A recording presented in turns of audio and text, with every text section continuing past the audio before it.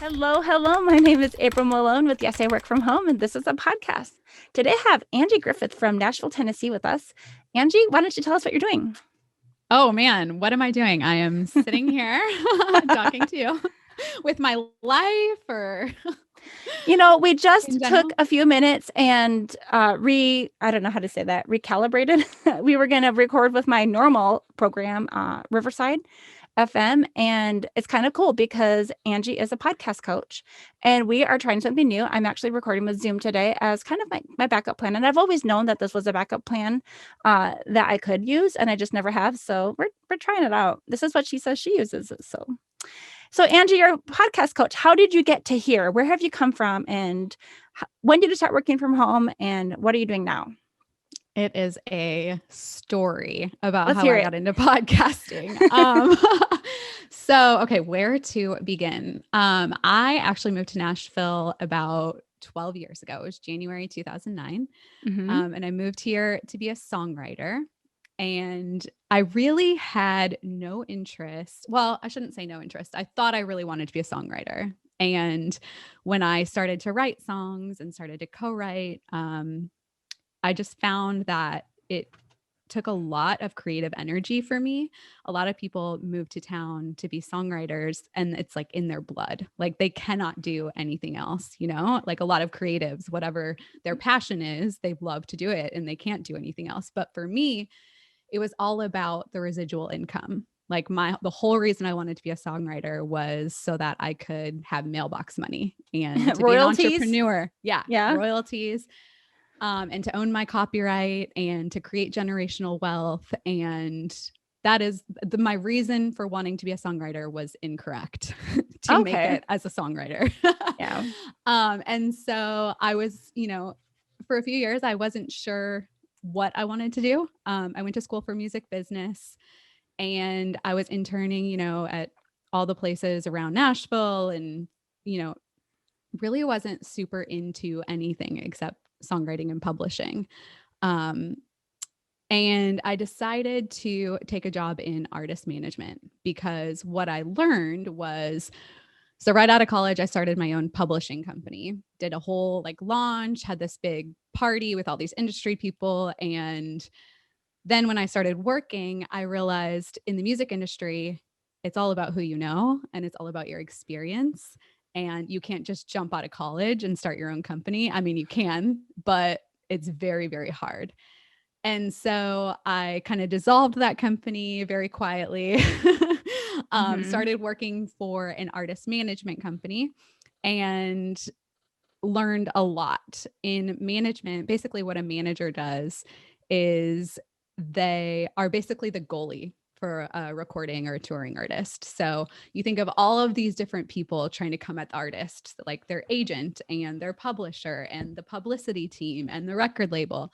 And all of these people have to work together to release an album or to put on a tour. And so it's the manager's job to talk to all of those people, come back, digest it in a way that makes sense to the artist, prioritize based on what's most important of all of those things, and then come back to the team and make sure everyone does their job. Wow. So you're going to learn a little bit about every single aspect of the music business. And so it really wasn't until probably 4 years into that job that I felt really, really confident. So I was there for a while. I stayed with the company for about 8 years. Got promoted, obviously, from assistant coordinator to manager. And then in the last year to head of a brand new department. But what I realized after being there for so long is, hey, wait a second, I now have all of this experience. And my whole goal in moving to Nashville was to, again, create that residual income and to work for myself and not to have an Mm. income ceiling. And so I sat down with my bosses. We're all very close. It's a small company, very incredible company, but small. And I just said, hey, I know that I've put in a lot of time here, but I just don't think I want to be a manager anymore. I don't know exactly what I want to do, but I know what my goals are as far as like what I want for my life. And they were obviously bummed, but super supportive. They actually said, my bosses said, Angie, just figure out what you want to do and let us know, where you want to work or who you want to work for. And we'll call the boss and we'll get you hired. Like very supportive. Wow. And so what happened was it was probably the second meeting I took. I sat down with another manager in town and we were talking about developing a brand partnerships department. And we just hit it off really well. We talked for about 3 hours. And at the very end of the meeting, he was like, hey, so I really want to do this with you. Let's build out a department. We can figure out shared ownership. It was exactly, what I had envisioned, Mm-hmm. and he's like, but, both of us have this huge, extensive network in the music business. Like between the two of us, we know very different people, which covers like the whole industry. Right. And he's like, but in the brand side, do you have any ideas for making relationships with these brand decision makers? And I was like, well, not really, but like off the top of my head, what if we started a podcast and we interviewed the head, of all the brands so that whenever we do need someone from a particular brand, we have a know, like, and trust factor with that person. They Right. love us. Mm-hmm. And it's not going to be like we're coming out of the woodworks being like, hey, we need something for one of our artists, Mm-hmm. And he was like, holy shit, that's brilliant. I'm going to go out of town for 3 weeks. When I get back, let's meet again. Do you think you could figure out how to start a podcast by then? And I was like, sure. And so I like put the pedal to the metal. It was, I crammed for about 3 weeks, came back with this 20-minute presentation because that's the type A, Enneagram 1 that I am. And I was like, you know what? You're either going to love me or hate me, but I need your full attention for 20 minutes. And I had this whole, PowerPoint, clicker, all the things. And at the end of the conversation, he was like, oh my God, like, we're not starting this brand department. I'm signing you as my very first podcasting client. And we are going to do this podcast that you just presented to me. Wow. Awesome. Because when I was working on that project, what I realized was, hey, like if we're going to do this, if we're going to start a podcast, it can't be about what the podcast is going to do for us. We can't go in with the intention of, oh, we need this podcast to create brand relationships. We have to go into it with, how can we serve an audience? How can we build a tribe? And therefore the end result happens to be that we're going to create amazing relationships. And so in order to pitch this podcast, I had to put a whole concept together about how we would do that. And so at that point, he and I were both like, wait a minute. And sorry, this story is very long. Keep going. We were both like, wait a minute. My bosses have been so cool about, letting me explore things. And it would be really weird for me to leave this amazing management company and go sign with another manager in town. Like it just is like a very weird, touchy, weird thing. And he and I both agreed, like we should probably involve my bosses at this point out of courtesy, Okay. And so I flew to LA. I talked to my bosses thinking that they were going to be like, I wanted to offer it to them first and thinking that they were going to be like, no, that's crazy. Like go do your thing type of thing. And it was the opposite. And they were like, no, we want to do this. And I was like, okay. So I told the other guy, let's hold off. He was totally cool with it. He had known my boss for years. They had worked together on artists before. And so that was, let's see, this was pre-pandemic that December. Okay. So the world was still perfectly normal in December. So we end up, that was the plan. I started transitioning, my assistant was going to stay and work on the podcast. And I was transitioning my clients to other managers. It was all in motion. And then come March or whenever the pandemic started, we were all like, whoa, wait, hang on a second. We're pulling down all of our tours. We know our main source of revenue is touring. Okay. And we had, because the acts we were managing are stadium touring artists. Like that is how my salary was paid. And we're like, we can't right now start a podcast. Like we can't take that risk right now when I'm needed as a manager at this point to do all Okay. of these tour reschedules and everything we had going on. And of course, I totally understood that. And the solution was we were putting the podcast on hold. However, because touring was coming down, all of the different managers and departments were having to pivot and find new money. And so one of the ways to find new money was podcasting. Okay. And so I was able to then transition into running our very first ever podcast division, which I did for the whole year of the pandemic. Started a podcast with one of our touring artists who had been just recording on the road for fun and had no idea how to put up a podcast. Right. And so we did that together, ended up peaking at #1 on Apple Podcast Music's chart. Because what I did was just applied the same strategy that we would use to release an album to a podcast, and which was really wow. cool to see that parallel and that it translates.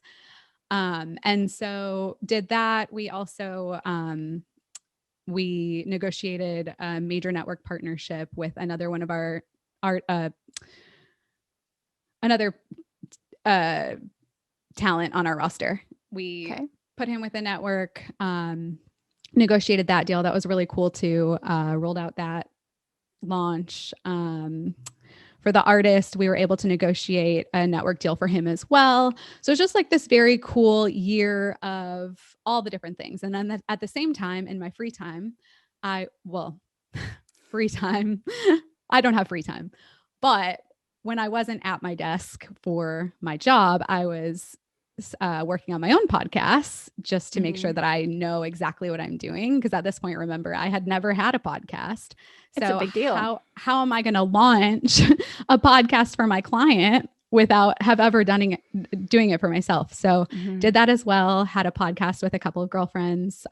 We just kind of threw up overnight and did a season, and have just been doing all the things since then. And was it like a fun podcast, like based on like a hobby or just chatting, or was it like still industry related? It was not at all industry related. It was two of my friends who are not at all in the industry. And we were drinking wine one night and just girl talking. And we were like, let's just record this. And so we recorded it, and the podcast just ended up being like a reality show about our lives. It was very fun. A ton of work for me because I was doing, all of the technical things, editing, all of the things, which is what I wanted to do, because again, the whole point of doing that was to get experience across the board. Yeah. But it was a ton of work and learned a lot from it. But anyway, so at the end of the pandemic, I ended up going back to my bosses, and we had a conversation. I was like, guys, I don't want to be running a podcast department. My goal here. And we've been helping each other out this past year, and it's been amazing both ways. Like I have so appreciated having the salary, of course, in this pandemic that we had. Like I was very lucky to have a salary and my benefits. But at the same time, I had to stay true to what I know that I want. And so I took a very, very big leap of faith and left the company at the end of February 2021. Oh, and wow. I have been doing my own thing ever since then. I am still working with the artist that I was working with for the company. We just have a different kind of structure now, but I'm still producing his podcast. Okay. And it's just one for them? Yep. It's just one podcast that I'm still working on with them. The other the other one stayed with the company. Just because we had, for that other podcast, we had a very, very involved network where I was just kind of overseeing on a very, very high level. So I wasn't involved in very much day-to-day for that one. It was totally fine to stay at the company, and I was able to transfer that. But with the other podcast, by the way, it's called Stay Human with Michael Franti, which is amazing. He's an amazing human. But with that one, I'm very, very involved. And so it made sense for us to continue working together. And then aside from that, I'm doing my own, working one-on-one, trying to find more clients to work one-on-one, and then also doing a group coaching program for people that want to start their own podcasts. So how is this going to translate into residual income for you going forward? So it's all coming down to this group coaching program that I'm working on. Well, I should say there's two ways. So one is working one-on-one. Really, I'm not planning on sharing ownership in any of those projects. I'm more doing launch packages for like high level influencers and entrepreneurs who know they want to have a podcast, but they don't want to have to deal with anything to get it up. They just want to, prepare the content and go. So not planning on sharing ownership in any of those, but I would, however, share ownership if it was I'm approaching an influencer who I really believe in and I want to develop, and kind of if I'm the one coming to them type of thing. Which I don't see myself doing until I have quite a bit of capital to support that. But quick residual income is obviously I'm working on this group coaching program, getting students in and hoping to, do 6 to 8 launches a year for that. And then sell evergreen in between, of course, is the dream. So when you went back and you're like, I have no idea what a podcast how to start a podcast, and you spent 3 weeks studying, I'm assuming you went really deep and you like explored all the options. It took me much longer than 3 weeks to do that research. And I was researching pretty carefully and in depth as well. But like the little decisions that I thought that I could make in 20 minutes took like 2 days, like for figuring out which host I wanted to use, that sort of thing. Oh my gosh, I can relate so hard. So for that presentation, I didn't actually put up a podcast. It was more just conceptual. Like, okay, I know that if I Was it more about the content? It was more about the content and also just the strategy. Like, for instance, in that presentation, I wasn't talking about, I'm going to use Anchor to upload my episodes and then blah, blah, blah. I was more saying, hey, I know that because of what I know from being an artist manager, I know that when I launch my podcast, I want to launch with 3 episodes on launch day so that it counts as 3 downloads. And so it makes it so that I'm more likely to chart on my Apple Podcasts chart. Yeah. So it's those kinds of things that I'm more prepared for that presentation. But yeah, it takes so long to figure out how to start a podcast. There's endless information out there. You can find it all for free online, 100%.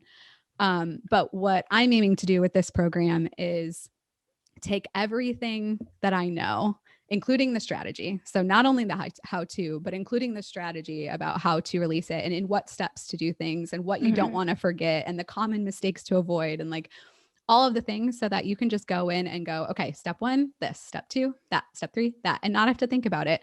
And it's not the only way that you can launch a podcast. Of course not. Everyone has different ways that they launch podcasts, but it's my way. And I'm really confident about it.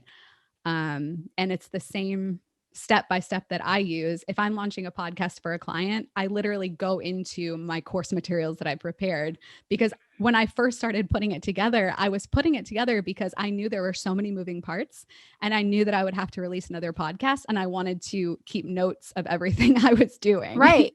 Yeah. There's a system. Yeah, definitely. And it's easy to, like, for instance, we are not only using, we're using Captivate as our host. So we upload everything to Captivate, including the podcast titles and art. And, then there's like the alternative title for Apple and the alternative, description for Apple because they don't want any links. But then it's also bringing it to the website and also to YouTube and making sure that the different links that you have, like, you can't just copy and paste them all, because if you're trying to direct people to the website, you can't, I don't know. It's a little bit more complicated than it seems. And there's a lot of steps. I think at one point we're like, I think there's about 16 steps that we need to be doing. And it's really easy to forget one. For every single episode. Yeah. Every single one. Yeah. When we started using, so I started looking for the host, right? And that was the one that I was like, I just got to find a host. And I didn't even know what a host was. Like, obviously we think of a host as like the person who, like, I'm the host of this podcast, right? No, a host is like the person who, or the people, the company, the website, the whatever, that gets the word out. And like, you can subscribe through like Stitcher and Apple iTunes and all of the, Amazon now, and even Google, I think they're all, putting out podcasts, and you have to connect individually to every single one of these and say, I do want my podcast to be, available in India and these other places. And it took days, literally days. And it was overwhelming. I had no idea it was that, involved. I thought I would be able to have the podcast up within like a month when I first, decided that, yes, I'm going to do this. And I think it took 6 months. Oh, yeah. For my very first podcast. So the one I told you about, the concept that I put together, I worked on that podcast. I worked on figuring out how to put up that podcast for 2 years. Oh, And wow. by the time my company, when I was in LA, they said they wanted to do it, I kind of thought to myself, like, I don't even want to do this anymore. Like, I'm not even interested in this topic anymore. Like, Oh, wow. I've grown in the past Yeah. 2 years, you know?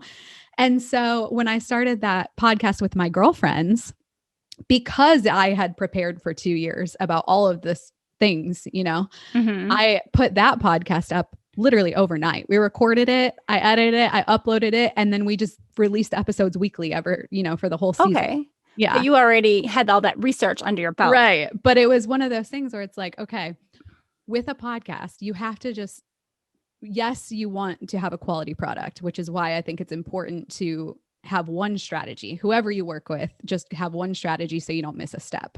Hmm. But you also have to let go of some perfectionism, which I really struggle with. Oh, yeah.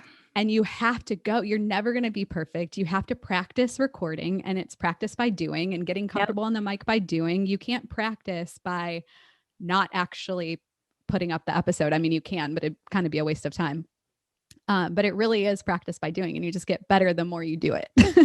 I hope that people feel like that if they've listened through the first 35 episones that I've already had up there, because I'm actually looking at my list right now. And episode number 7, we talked a lot about perfectionism. It was someone who interviewed me for his podcast about fear. And basically, as I started talking about my fears related to different things from my past, my current fears mostly are related to fear of, judgment. And then you start to procrastinate because you don't want, it's almost like you're afraid to succeed because then people might criticize. It's this big deal to actually go from the concept to publishing and like being out there. um yeah, it's a big deal. So the editor guy that has been helping me throughout this time, I think right around the time we got to episode 14, he's like, I think we're finally hitting a groove here. I still Oh, do yeah. hope that people will listen to the earlier episodes. If you ever do go back and binge listen, that's cool with me, but you'll hear, a progression. I do ask some of the same questions each time just for structure, but it's a skill to like listen and be ready to ask the next question. There's often these awkward pauses, and sometimes we edit those out, but oftentimes we just keep it. And that was the thing. We started to get so perfectionistic about the original recordings that it was taking too long to focus on those. To get through, to be able to publish was taking a couple of days, and we needed to have more time to, do social media posts or to get the podcast art ready. And like I said, I've been working with some, but even just getting the descriptions written out, or I was doing transcripts and I was focused, on getting the transcripts and just not getting anything else done. Yes. So at some point it's like, you know what? We're not going to have our transcripts for a little while. They'll come someday. I'll eventually pay someone again to do my transcripts. But right now they're on hold because that wasn't the most important thing. It felt important to me at the very beginning, but I think just being able to continue to be more consistent was more important than having that transcript perfect every time. Absolutely. Yes. Couldn't agree more. The first episodes when I was doing the podcast with my girlfriends, which by the way, we might come back for a second season. So I'm not saying we're not, but Yeah, right now do it. we're kind of on hiatus. But same thing. The first few episodes were awful just because for me, like, I feel like I was awful because I know how uncomfortable I was and like how like nervous I was on the mic. And it literally it was like maybe 10 episodes. And then all of a sudden it just clicked one day. And I was like, oh, it's just like I'm having a conversation with my friends, but I would have never gotten there if we weren't releasing while feeling uncomfortable. So I guess when you originally described that, I was imagining you all just sitting out one night and talking and talking and talking and like just using that and chopping it up into multiple episodes. But you must have come back and did it We multiple did it. recordings. Yeah. So that first night was just one episode. Okay. And then, yeah, we recorded weekly. One of the co-hosts was my roommate, which was very convenient. And then the other one actually lived in Florida. So we're in Nashville and then she lived in Florida. So we actually recorded all of our episodes on Zoom.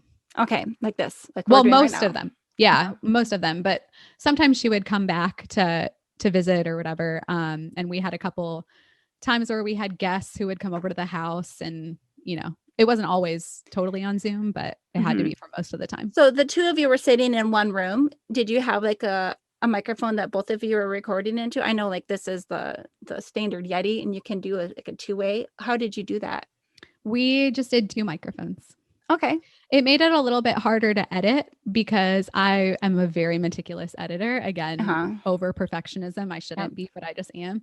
And so with Zoom, because you're able to record separate tracks for each person, um, it's very like for you and I, it would be very easy to edit if I started talking over you. But when you're in the same room, I'm going to pick up the other person in my mic. Oh yeah. And so I can actually cut their mic, but you're still going to hear them in my mic, which makes it a little bit harder. Oh, that happens sometimes, just even like when someone's not using a headset or earbuds or AirPods or something, because if they're trying to just use like the speaker from their computer, it bleeds. My voice bleeds back into their microphone, and that takes a long time to edit those things out. I've learned to ask people if I can hear that, and I know that they don't have like a headset available, to just turn your volume down like as low as you can with it still being able to hear me. So at least my voice won't, like every time I laugh, I can hear echoing and I'm like, oh no. But you know what? At the end of the day, it's such a dumb thing. Like you think about one of my favorite podcasts. People can judge me if you want. I don't care. But one of my favorite podcasts is Call Her Daddy, which I don't know if you're familiar with it. Are you? Okay. No. You should definitely look it up. I think you'll get a kick out of it. But basically, I mean, this podcast was number 1 for ever. And now it hovers anywhere between like 1 and 10 on all categories. She is just amazing. Her name's Alex Cooper is the host, but she, obviously she has a very successful podcast, like right up there with Joe Rogan. And she is an incredible editor as well, but she's not over perfectionist about it. Like sometimes she records in the same room as someone else all the time.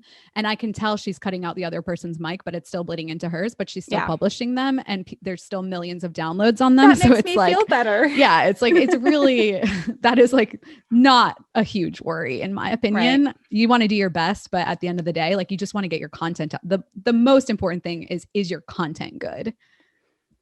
The 2 that we have loved, ever since like 2008, 2009, Stuff You Should Know, and I guess both of them are like NPR people or whatever, This American Life. And I mean, those are like professionally produced with editors and producers and, like recording studio, like everything perfect. And I'm in a closet, I'm in a bedroom, through my bathroom, my toilet's right there. Like, we are what we are. But again, like this allows me to work from home. Like those guys, they have to still go in, and I get to be with my family and I don't have a commute. And I guess I will choose to be in my closet. I would rather not have to drive into some big studio. So let's transition a little bit. We can come back and keep talking about podcasting because obviously that's like the topic of the day, right? But let's just talk a little bit about you coming and starting to work from home. Like you were doing this podcasting in a studio, in the recording, like your company, your office buildings, all the stuff that you were doing in LA and Nashville was like, you were on your feet. Were you traveling and touring too? So as an artist manager, I was based here in our Nashville office, but we had offices in LA, New York, Atlanta. We had someone in Boulder. We were just kind of spread out. And so I would travel to our New York office at times, or I would travel to our LA office at times, or I wasn't traveling on the road full time as like a tour manager would, but I was hiring the tour manager. Right. So I would go out for maybe the first show of a tour or the last show of a tour or a major festival. It was basically like these one-offs that I would travel for. Okay. And then in the podcasting space, the whole time I was working in podcasting was pretty much during the pandemic. So we were all working from home. Everything was remote. I've always been, over Zoom, and which is good. It's like great to learn that way. And it's great to save the cost of having to rent a studio. And it's nice to be able to not have to convince your clients not to pay for it. Like when you're working with recording artists and, like these big level influencers, they oftentimes, because of what it looks like optically, they're going to want to put their money towards things that don't matter as much. And I'm not at all referring to Michael Franti. I'm just saying in general. And it's nice to be able to record over Zoom and say, hey, look, everyone's recording over Zoom right now. Like Right. it's fine. And then they get used to it. And look at how much money you save in the long run. Right. Your audience doesn't care. They don't care where you're recording. So yeah, we've all been from home. It's been great.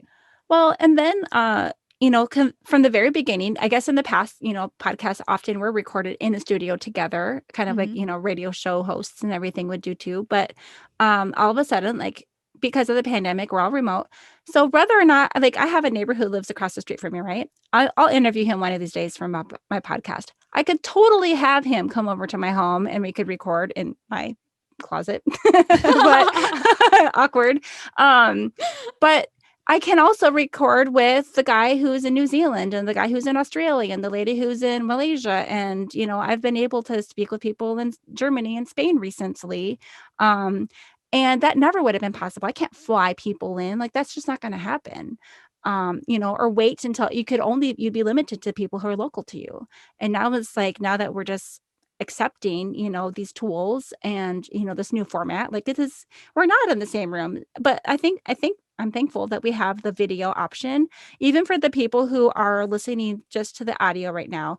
What's happening is that we are still able to look at each other while we're talking, and that helps us to build a little bit of rapport.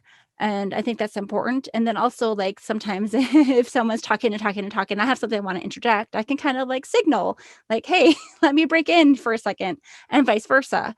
And so these tools, I think we're becoming accustomed to them, and it's really changing even the way podcasting is working, from 10 years ago.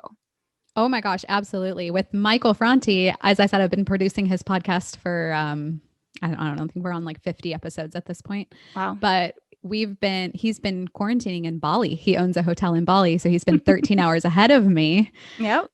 Which, as a podcast producer, I'm on every single session with him. And so I'm recording at either 7 a.m. or 9 p.m. at night, usually. And his poor manager, day-to-day manager, who manages every aspect of his career, everything except the podcast, has been on Bali time for over a year. They're doing meetings at like 11 p.m. But that person's here in the States. She's here in Nashville. Yeah, she's amazing. Oh, wow. Her name's Caitlin Stone. She's like the best manager in town, in my opinion. But she loves it. She's a night owl, no complaints at all. It's just so interesting how we're able to do business on number one, inverse time zones, but then it's as if we're together, like we get on video and just like you said, we're looking at each other and we know each other and it's great. Yeah. It's funny sometimes when you're like, well, good night. And they're like, wait, it's like 7 a.m. for you. Yeah. I mean, but for the most part, I think that definitely time zones are starting to, I don't know, the lines are getting blurred, It's cool. Let's talk a little bit about your actual physical transition from working in those offices to literally being at home. Now, I know that happened primarily because of the pandemic, or was some of that intentional? Had you already been planning on that, or did it just kind of get thrown at you? Oh my gosh, another God story. Not as long as the first one, I promise. Go for it. But I live in a 3-bedroom home, and for the longest time, I had 2 roommates and myself because Nashville is very expensive, but also I'm very cheap and I loved it. It's fun. I've done it too. Yeah, it's great. And I always love my roommates and it's awesome. But I did decide that it was a little much. And I really wanted to convert the 3rd bedroom into a home office. And so when one of the roommates moved out, I was like, okay, let me just like jump in here and quick. I completely repainted, I completely redecorated, and it was supposed to be like a spare bedroom / home office. Okay. And right when I finished the home office, the pandemic hit. Wow. Like literally right when you were so ready. I was so ready. Everyone else was like working from their kitchen countertops and like stressing out. And I was like, oh my God, I'm so happy. Like I've always wanted to work from home. I've always wanted a home office. I just styled my office. Like, not to downplay the pandemic. And a lot of people went through a lot of horrible things transitioning from home. I'm not trying to downplay that at all. However, for me, I was like, I'm set. I love it. Yeah, for me, I was already working from home for like 12 years before all of that happened. The big change for us is that my husband came home and my kids stayed home from school. And so I was used to kind of bouncing around the house by myself 4 days a week. My preschooler was home with me just on Mondays. That was our special day together that we would like go to the park and read books and snuggle and, go visit daddy for lunch and go to the, just the fun stuff. And now it's like, that's every day, all day long, except for also everybody has to be online at the same time. And we didn't have enough computers. Like we didn't have enough, like we thought that our iPad and our Chromebooks, no, we didn't have Chromebooks back then. Like it was kind of wonderful just to have so much family time together, and also overwhelming because we weren't equipped. We didn't have desks for anybody. And at that point, desks were almost impossible to buy. Headsets were impossible to buy. Like everything on Amazon was like 8 to 10 weeks out. Desks, I mean, you couldn't find a desk to save your life. So people were just working from wherever they could. But you already had one? I already had one. I'm telling you, it was such a godsend thing, like such a gift. I don't even know what else to say. Mm-hmm. It was literally like a week prior. I had just finished the office, and then a week later I was working from home. So one of your roommates had just moved out. You had a little bit of time to remodel that room or however, refresh it. Yep.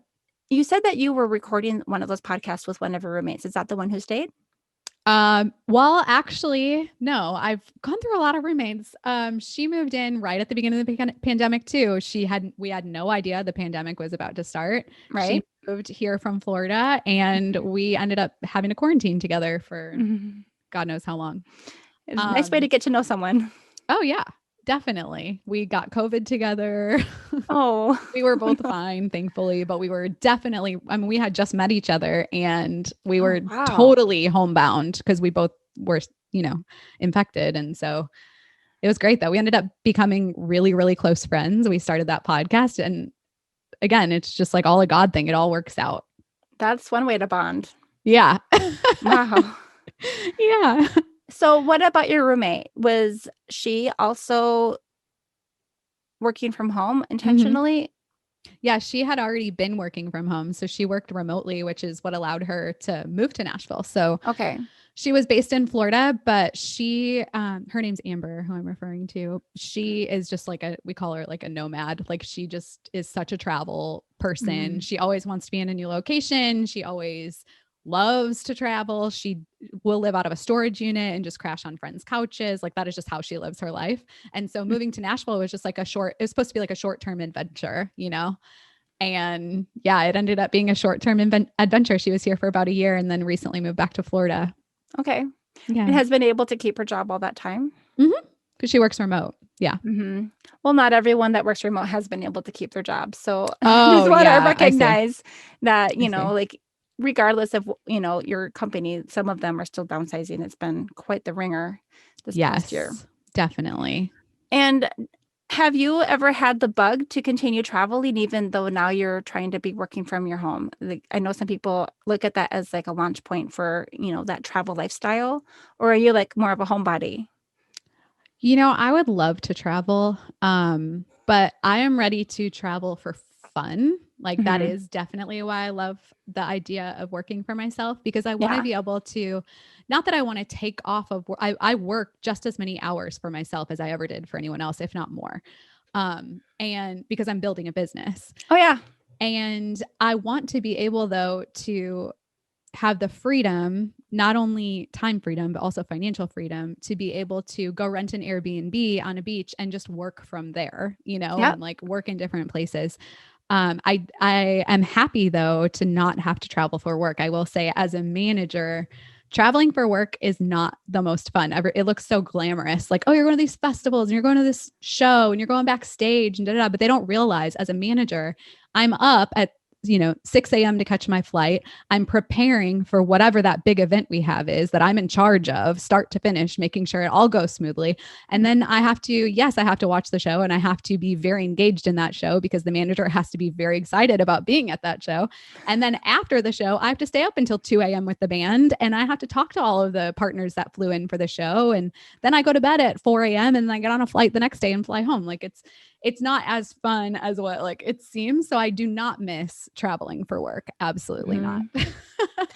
So you told us at the very beginning that you originally went to school for music, business and songwriting. What genre are you into? I I was into country when I moved to Nashville. I thought I wanted to be a country songwriter.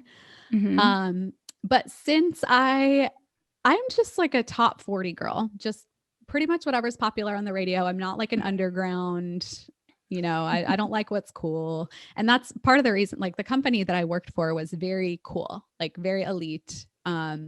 Worked with artists such as like, the Grateful Dead Company and the Lumineers and various different artists, Dwight Yoakam. They're all amazing artists, so amazing.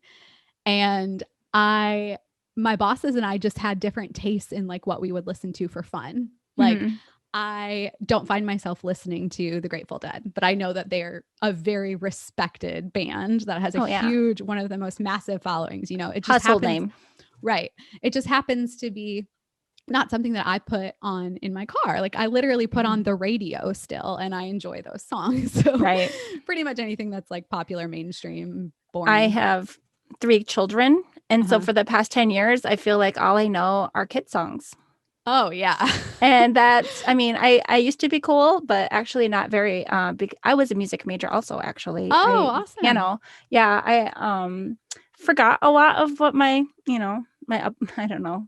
I forgot a lot of the skills. I can't play piano very well anymore at all. And I've forgotten so many of the cool things I could do. Like I actually took songwriting classes and stuff too, but um I thought I'd be a music teacher. And then I shadowed in schools and I was like, wow, I can't do this. I never took band. So I don't know all the band instruments and I've never really been in a big ensemble.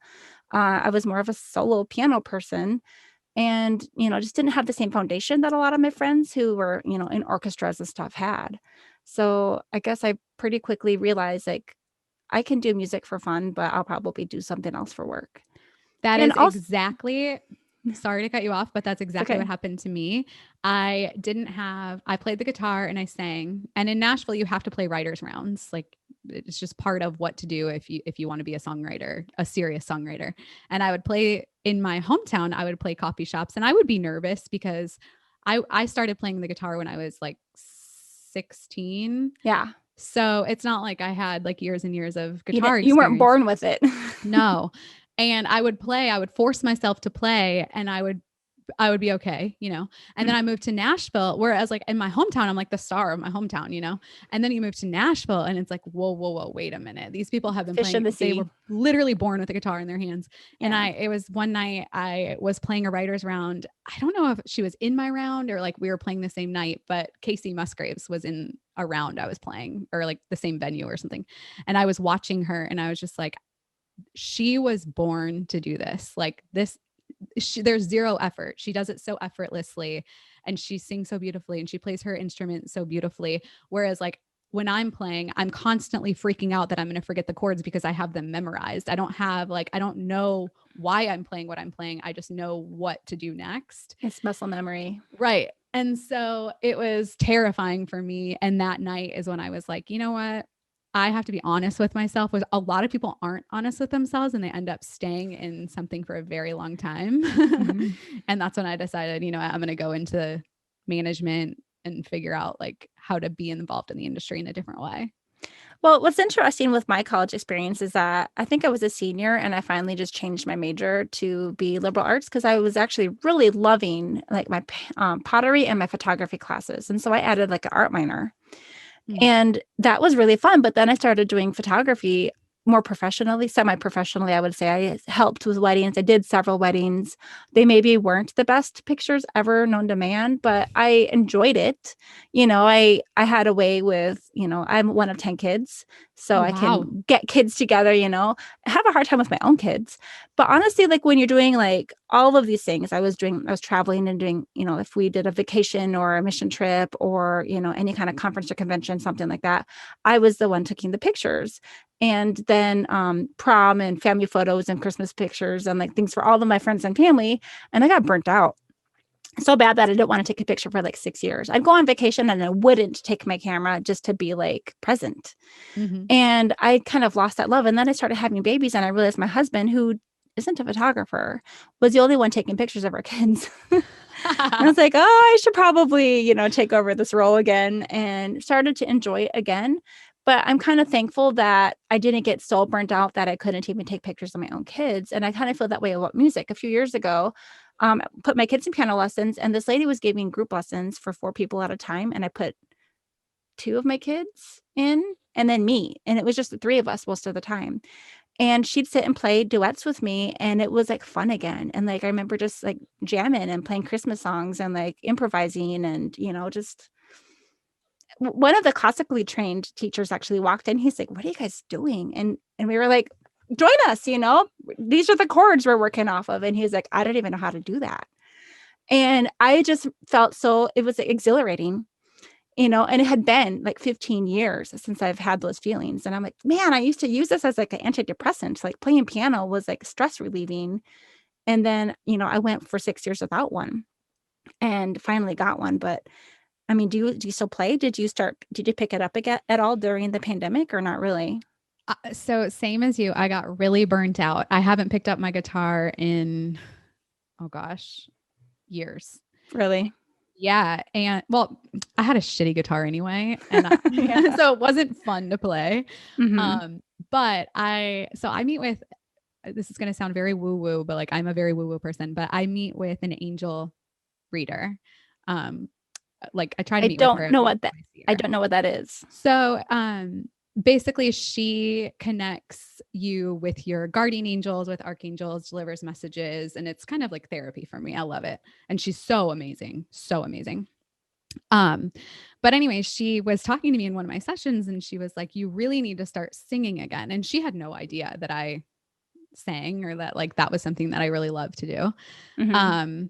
And she was like, "I just really think that your soul needs that. Like, you just need to start singing again." And she told me that probably a year ago. Mm-hmm. And I sing in the shower. But ever since she told me that, I've been meaning to play my guitar, but I'm still just so burnt out. Like, I just have no interest in playing the guitar. So I think I just need to focus on like just the singing part. Yeah. Yeah. Yeah. My husband was in bands and, like he was in marching band and then bands, in his 20s. And I guess I met him when we were 31. So I think he had just moved away from all of those friends to just pursue school for a while. And he's had guitars and kind of tinkered over the years. But this past year, like he has like busted out that guitar and he bought another one. He saved up and we bought the kids a guitar and he's buying books. He's getting like, he is seriously getting good again, like probably better than he'd ever been in his life. But yeah, I'm not that dedicated to practice right now. No, me either. So during your work from home experience has been unique because that happened in the middle of a pandemic. Mm-hmm. So, but I do like to ask sometimes because it sounds like you are living a single life, right? So Mm-hmm. how do you balance like this whole work and recreation thing while working from home? I feel so lucky. Like I know a lot of people struggle with it. They struggle with the balance. They struggle with being motivated from a home office. Like I hear it from my friends. I know that it's a very real thing. However, I feel very lucky because I absolutely love it. And I think it's because I've been in artist management for so long where it's a lifestyle career. I'm always on the clock. When you're an artist manager, it's not normal hours. I was in the office for 13 hours a day, but I was still able to, if I had to run to the doctor, if I had to pay my bills, like I didn't have anyone ever breathing down my neck. I was in charge of my own stuff. And, I worked very hard, but I was in charge of my success and my client's success. And, it wasn't like a clock in, clock out situation. So I've been used to that.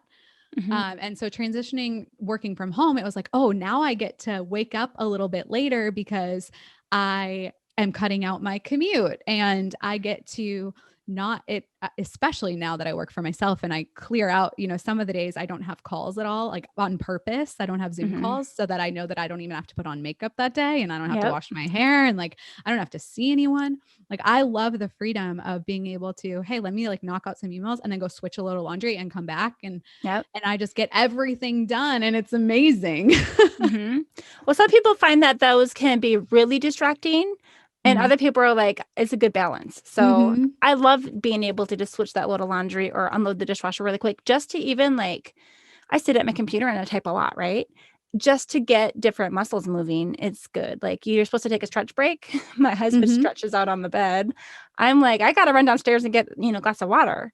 And I found where, myself doing that at the office as well. Like it yeah. was, but at the office, when I was taking a break at the office, it was popping into a coworker's office and maybe like laying on Mhm. her floor for like 10 minutes and like talking or whatever.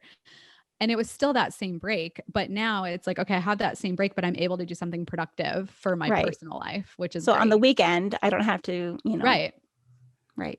Yeah. Um, and then social life, are you finding yourself connecting with people virtually now, or are you kind of exploring the new horizons again with, um, you were saying post-pandemic. I feel like we're still kind of in the middle here, in the middle of it here in May of 2021. But yeah, like what's it looking like for you now? Are you getting out? Oh yeah, I'm definitely out. Nashville is pretty open at this point. We're Okay. all still wearing masks, Oh wow. in places where there's, elderly people and, whatever. But Mm-hmm. I've been at the gym for a while now. Yeah. And restaurants have been open for quite a while. I've just been living my life. I mean, it's very controversial. Everyone has their own opinions, but All I'm not right. going to live in fear. I already had COVID. All Um, right. and I know for me personally, it didn't really affect me the way that it affected a lot of other people really horribly. I feel very lucky. Mm-hmm. But it's not something that personally I'm scared of getting again because I'm Okay. healthy. I am young, obviously I'm extra cautious about giving it to people that aren't as lucky. Right. But yeah, no, I'm still outdoors and doing all the things Right. Yeah. safely. We've definitely, like, I think around July last year, we were like, let's just go to the parks in the evening when Mm-hmm. it's cooling off. We're in Arizona, so it's so hot.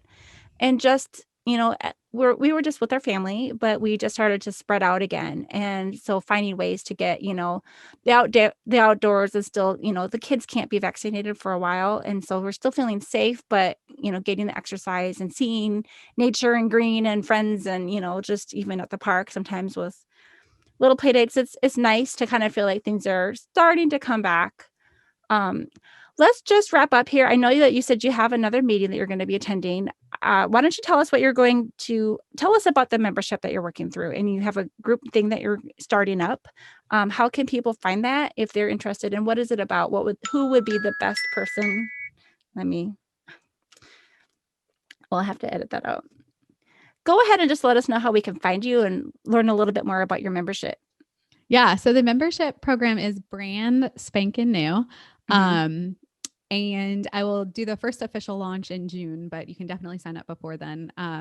It's basically my unique, comprehensive, start to finish. How can you start a podcast? How can you do it and not miss a step? How can you do it and feel confident that you're going to have clear audio, and you're going to feel confident that you're going to be on all the major directories, and you're going to feel Mm-hmm. confident in your plan to make sure that people see your podcast, and that, if you're able to chart, you're going to put yourself in every position to make that possible, start to finish, everything you need. But it's not overwhelming. Like, it is I think I was telling you this before we started recording, but the reason I even started putting all this content together is because I was putting out my first podcast for a client, and I wanted to make sure that if another client came along, I have my notes, and I know exactly what to do and I know what worked.